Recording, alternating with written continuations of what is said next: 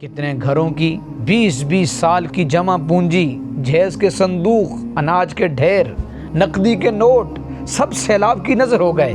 کتنے کسانوں کے بیل، بھینس اور کھیت جن پر ان کا کل کا سہارا تھا آج پانی کی قبر میں دفن ہو گئے۔ اور وہ مزدور جنہوں نے قرضے لے کر مکان بنایا تھا، جنہوں نے پلاٹ خریدا تھا، اب چھت کا خواب ان کے لیے ہمیشہ کے لیے ٹوٹ گیا۔ یہ منظر صرف پانی کا نہیں ہے، یہ غریبوں کے ارمانوں کا جنازہ ہے۔ یہ صرف مکانات کا ڈوبنا نہیں ہے، یہ مستقبل کا غرق ہونا ہے۔ لیکن میرے دوستو، اہل ایمان، یہ وقت صبر کا ہے۔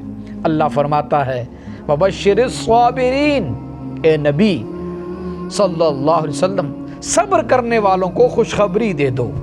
یاد رکھو، ہر آزمائش کے بعد آسانی ہے۔